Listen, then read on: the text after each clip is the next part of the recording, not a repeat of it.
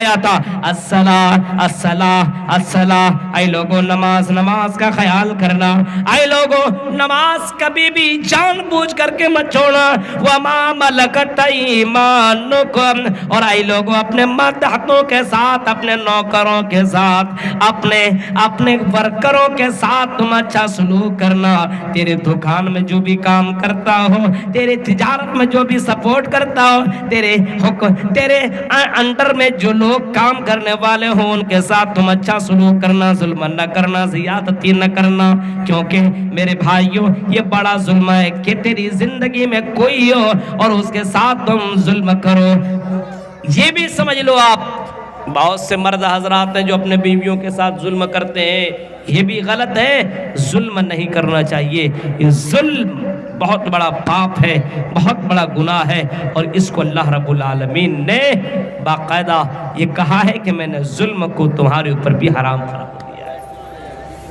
ان اکرمکم عند اللہ اتقاکم، ہم تم میں سب سے زیادہ متقی، سب سے زیادہ پرہیزگار، دیندار اللہ کی نظر میں کون ہے؟ جو اللہ سے ڈرنے والا ہو، اللہ سے ڈرنے والا ہو۔ اب آدمی اپنے آپ میں سوچے میں سب سے زیادہ اللہ سے ڈروں، اور آدمی شادی ہی نہ کرے، شادی نہ کرے، بس اللہ اللہ اللہ اللہ بس یہی کرتا رہے، اور شادی بیاہ کچھ نہیں کرے، کچھ نہیں کرے، کیوں؟ اللہ اللہ، بس مجھے کچھ نہیں چاہیے، بس اللہ اللہ، صبح سے شام تک اللہ اللہ اللہ، بس اللہ۔ نہیں، یہ ڈرنا نہیں ہوا ہے۔ ڈرنا یہ ہے کہ آپ کے ساتھ، آپ کسی کے ساتھ کوئی معاملات کر رہے ہیں، اس وقت آپ انصاف کریں، شادی بھی کریں آپ۔ تین آدمی محمد رسول اللہ صلی اللہ علیہ وسلم کی زندگی کے بارے میں جانچ کرنے کے لیے نبی کے دربار میں پہنچے۔ بخاری شریف کی حدیث ہے، تین لوگ اللہ کے نبی صلی اللہ علیہ وسلم کے پاس پہنچے اور نبی کی زندگی کے بارے میں جاننے کی کوشش کی۔ نبی اکرم گھر میں نہیں ہے، نبی کی بیوی باہر نکلی، اور نبی کی بیوی نے پردے کے اوڑ سے پوچھا، کیا بات ہے تم ہمارے گھر میں دستک کیوں دے رہے ہو؟ جواب دیا، ہمیں نبی کے بارے میں بتانا، نبی کے بارے میں پوچھنا ہے، نبی کی زندگی کیسے کٹتی ہے، نبی اکرم اپنی زندگی کیسے کاٹتے، ذرا ہمیں بتاؤ۔ آئی اماں عائشہ، ذرا ہمیں بھی تو بتاؤ۔ حضرت عائشہ کہتی ہیں، میں نے ان کو بتایا، یہ نبی کی بیویوں نے بتایا کہ اللہ کے نبی کی زندگی ایسے کٹتی ہے، رات کی تاریکی میں اللہ کے نبی تہجد پہ پڑھتے ہیں، اپنے بیویوں سے بھی ملتے ہیں، صبح کے وقت نماز پڑھنے کے بعد دنیا میں چلے جاتے ہیں، ضرورت پڑے تو کام کرنے کی تو کام بھی کرتے ہیں، تعلقات کے لوگوں کے پاس جا کر کے اپنے معاملات بھی حل کیا کرتے ہیں، دعوت و تبلیغ بھی کیا کرتے ہیں، ظہر میں نماز پڑھتے ہیں، عصر میں نماز پڑھتے ہیں، مغرب میں نماز پڑھتے ہیں، اور اپنا جو کام ہوتا ہے وہ کام کر لیا کرتے ہیں۔ یہ نبی اکرم صلی اللہ علیہ وسلم کی زندگی کا معمول ہے، یہ بتایا نبی اکرم صلی اللہ علیہ وسلم کی بیویوں نے۔ اچھا یہ معاملہ ہے، ہاں۔ تینوں نے آپس میں بات کیا، ہم کہاں اور نبی کہاں؟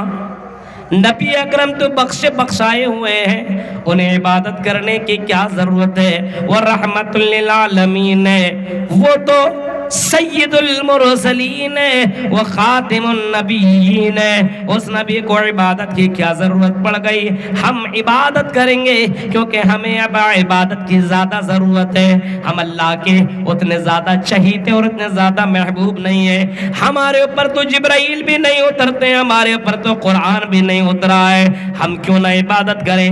ایک چیخ کر کے کہتا ہے، سنو، آج سے میں عزم مصمم کے ذات کہتا ہوں، آج سے میں وعدہ کرتا ہوں کہ رات میں کبھی بھی سوؤں گا نہیں، کبھی بھی نہیں سوؤں گا، پوری پوری رات عبادت میں گزاروں گا، ہمیشہ نماز پڑھتا رہوں گا، قیام اللیل کرتا رہوں گا، رات میں سونے کی کوشش ہی نہیں کروں گا۔ دوسرا کہتا، چلو ٹھیک ہے تم رات میں مت سونا، لیکن او میرے بھائی، میرا کام یہ ہے کہ میں روزانہ روزہ رکھوں گا، کیونکہ یہ روزہ اللہ تعالیٰ کو بہت ہی زیادہ پسند ہے، روزہ اللہ تبارک و تعالیٰ بہت پسند کرتا ہے، اس وجہ سے میں روزہ رکھوں گا، میں روزے کے بغیر کبھی بھی نہیں رہوں گا۔ تیسرا کہتا ہے چلو ٹھیک ہے تم رات کی عبادت کر لیتے ہو, یہ رات کی عبادت بھی اللہ کو پسند ہے, تم روزہ رکھ رہے ہو یہ بھی اللہ کو بہت ہی زیادہ پسند ہے, لیکن اب سنو, اب میں یہ کروں گا, میں شادی نہیں کروں گا, شادی بیاہ نہیں کروں گا, کیونکہ شادی کے چکر میں, بیوی کے چکر میں پڑ کر کے عبادت سے ہاتھ دھو بیٹھوں گا, اس وجہ سے میں شادی بھی نہیں کروں گا. یہ تینوں یہ بات اپنے آپس میں بات کر لیے اور وہاں سے نکل پڑے. نبی اکرم صلی اللہ علیہ وسلم جب گھر آئے, ان کے بیویوں نے بتایا کہ 3 طریقے کے لوگ آئے تھے, آپ کی زندگی اور آپ کا معمول کے بارے میں پوچھا, آپ کے اٹھنے بیٹھنے کے بارے میں پوچھا, آپ کی عبادت کے تعلق سے پوچھا, ہم سے جتنا ہو سکا ہم نے بتا دیا. آپ کے پر تو کوئی کمنٹ نہیں کیا, لیکن انہوں نے آپس میں ایک بات کی, وہ بات یہ کی تھی کہ وہ ایک کہنے لگا کہ میں روزانہ روزہ رکھوں گا, دوسرا کہتا ہے کہ پوری رات عبادت کروں گا, اور تیسرا کہتا ہے کہ میں شادی نہیں کروں گا, لڑکیوں کے لفڑے میں نہیں پڑوں گا. تینوں نے آپس میں یہ بات کر لی ہے. آئی اللہ کے رسول 3 لوگ آئے تھے اور اس طریقے سے اس نے بات کی. اچھا ایسا کیا, کہا کہ ہاں اللہ کے نبی صلی اللہ علیہ وسلم نے لوگوں کو جمع کیا اور ان لوگوں کو بھی آپ نے بلایا, پھر آپ نے خطبہ دیا, اور پھر اللہ کے نبی صلی اللہ علیہ وسلم نے فرمایا سنو, پورے رات بھر عبادت کرنے والا متقی نہیں ہو سکتا ہے, روزانہ روزہ رکھنے والا متقی نہیں ہو سکتا ہے, عورتوں سے دور رہے, شادی بیاہ نہ کرے, نکاح نہ کرے, وہ کیسے متقی بن سکتا ہے؟ سنو, جس کو متقی بننا ہے اس کو میری پیروی کرنا پڑے گا, اس کو میری اطاعت کرنی ہوگی, اس کو میری فرما برداری کرنی ہوگی. آپ نے فرمایا من رغب عن سنتی فلیس منی, جس نے میری سنت کا انکار کیا وہ مجھ میں سے نہیں ہے. اگر متقی بننا ہو تو سنو, سب سے زیادہ تقوی والا تم میں سے محمد رسول اللہ ہے, سب سے زیادہ متقی تم میں سے محمد رسول اللہ ہے, سب سے زیادہ ڈرنے والا جناب محمد رسول اللہ ہے, سب سے زیادہ اللہ تبارک و تعالیٰ کو یاد کرنے والا محمد رسول اللہ ہے. انی اتقاکم للہ واشقاکم للہ, تم میں سب سے زیادہ ڈرنے والا محمد رسول اللہ ہے, تم میں سب سے زیادہ خوف کھانے والا محمد رسول اللہ ہے. آپ نے فرمایا اے میرے صحابیوں سنو, اگر تم دیندار بننا چاہتے ہو, اللہ کی نظر میں پیارا بننا چاہتے ہو, تو تمہیں شادی بھی کرنی ہوگی, تمہیں قیام اللیل کے ساتھ ساتھ تمہیں سونا بھی پڑے گا, تمہیں روزہ رکھنے کے ساتھ ساتھ تمہیں روزے بھی توڑنے پڑیں گے. جب میری سنت کے مطابق چلو گے تب متقی بنو گے, اپنے عقل کے اعتبار سے چلو گے تو متقی نہیں بن سکتی ہو. یہ کس نے کہا؟ جناب محمد رسول اللہ صلی اللہ علیہ وسلم نے. اپنے من سے سوچو کہ ایسا کر لیں گے متقی ہو جائیں گے, متقی ویسے نہیں بن سکتا ہے, اللہ کے نبی کی اطاعت کرنی ہوگی تب متقی بنے گا, تب متقی. ان اکرمکم عند اللہ اتقاکم, تم میں سب سے زیادہ تقوی والا وہ ہے جو اللہ سے ڈرنے والا ہو. اب یہ تقوی کیا چیز ہے, یہ خوف کیا چیز ہے, متقی کس کو کہتے ہیں؟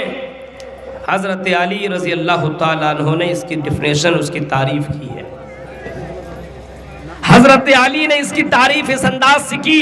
حضرت علی کہتے ہیں تقوی معلوم ہے, التقوی الخوف من الجلیل, اللہ تبارک و تعالیٰ سے ڈرا جائے, یہ ہے تقوی. ڈرا جائے, دن کے اجالے میں بھی ڈرو, رات کے اجالے میں بھی ڈرو, جنگل میں بھی ڈرو, سمندر کی گہرائیوں میں بھی ڈرو, اور اگر تم پہاڑ کے چوٹیوں پہ بھی جاؤ تب بھی وہاں پہ ڈرو, ہر جگہ ڈرو. اتق اللہ حیث ما کنت, اے ابو ذر غفاری جہاں کہیں رہنا, اے معاذ بن جبل جہاں کہیں رہنا, اتق اللہ, اللہ تعالیٰ سے ڈرتے رہنا, اللہ کا خوف اپنے دل میں تم بیٹھا ہی رہنا, جہاں کہیں رہنا تم اللہ تعالیٰ سے ڈرتے رہنا. الخوف من الجلیل. آج کل ڈر آپ نے یہاں دیکھیے, موبائل چلا رہے ہیں, کوئی ڈر نہیں, کوئی خوف نہیں, جو چاہ رہے ہیں سو کر رہے ہیں. جلسوں کے حالات دیکھیے, قرآن کی آیتیں پڑھی جا رہی ہے, اور بہت سے لڑکے اور لڑکیوں کو دیکھیے آپس میں کچھ اور کر رہے ہیں، کوئی ڈر اور خوف نہیں ہے، کچھ بھی نہیں ہے، کوئی پرابلم نہیں ہے۔ مولوی صاحب آپ قرآن پڑھتے رہیے، آپ کا کام ہے قرآن پڑھنا، ہمارا کام ہے عشق لڑانا۔ ہم جو کر رہے ہیں ہمیں کرنے دو، نہ تم ہمیں لقمہ دو نہ ہم تمہیں لقمہ دیتے ہیں۔ یہ حال ہے اپنے سماج کا۔ میرے بھائیوں، الخوف من الجلیل، تقوی یہ ہے کہ اللہ رب العالمین سے ہر وقت ڈرا جائے۔ ہر وقت کاروبار کر رہے تب بھی اللہ سے ڈرو، کھیتی باڑی کرو تب بھی تم اللہ سے ڈرو، اپنے بال بچوں کے درمیان میں رہو تب بھی تم اللہ سے ڈرو، مسجدوں اور مدرسوں میں رہو، کسی پوسٹ کے اوپر براجمان ہو تب بھی تم اللہ سے ڈرو، اور یہ سوچو کہ مجھے اللہ تعالیٰ کے ساتھ جواب دینا پڑے گا۔ حضرت عمر فاروق کا تو یہی ڈر تھا۔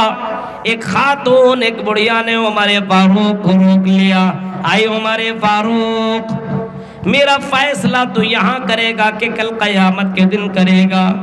آئے عمر فاروق بتا، میرا انصاف تو یہاں کرے گا کہ مرنے کے بعد کل قیامت کے دن میرا انصاف کرے گا؟ عمر فاروق کہتے کل قیامت کے دن کے بارے میں تو چھوڑو، کل قیامت کے دن میرا کیا عالم ہوگا کوئی پتہ نہیں۔ آئی میری ماں، آئی بڑھیا ماں، بتا کیا معاملہ ہے؟ تیرا انصاف اسی جگہ پہ ہوگا، اسی جگہ پہ تمہیں تیرا انصاف، تیرے ساتھ انصاف ہوگا۔ اگر کسی نے ظلم کیا تو اس کے ساتھ معاملہ کلیئر کیا جائے گا۔ بتاؤ میرے ماں کیا معاملہ ہے؟ حضرت عمر فاروق کے دل میں یہ ڈر، یہ خوف آیا تو اس وجہ سے آیا کیونکہ کل قیامت کے دن اللہ کے سامنے اس کو کھڑا ہونا پڑے گا۔ الخوف من الجلیل، تقویٰ یہ ہے کہ اللہ سے ڈرا جائے۔ اور پھر آگے حضرت علی کہتے والعمل بالتنزیل، اور شریعت کے اوپر عمل کیا جائے، یہ ہے تقویٰ، یہ خوف، یہ تقویٰ۔ تقویٰ اسی چیز کا نام ہے کہ شریعت کے اوپر آدمی عمل کرتا ہو۔ آج مسلمان ہے لیکن شریعت کے اوپر کہاں عمل ہے؟ کپڑا ٹکنے کے نیچے، داڑھی چھلایا ہوا ہے، ہماری مسلم لڑکیاں بے پردہ ہو کر کے، میک اپ لگا کر کے، یہ کر کے، وہ کر کے، خوشبو لگا کر کے، اور ٹائٹ کپڑے پہن کر کے چل رہی ہے، اور شریعت کے اوپر یہ عمل ہے؟ اس کو بولتے ہیں شریعت کے اوپر عمل کرنا۔ یہ نہیں ہے شریعت کے اوپر عمل کرنا۔ شریعت کے اوپر یہ ہے کہ آدمی اس طریقے سے کپڑا، عورت اس طریقے سے کپڑا پہنے کہ اس کے جسم کے اتار چڑھاؤ نظر نہ آتا ہو، اور اسی طریقے سے آدمی، مرد حضرات چلے تو اپنے کپڑوں کو ٹکنے سے اوپر نگاہیں نیچی کر کے چلے۔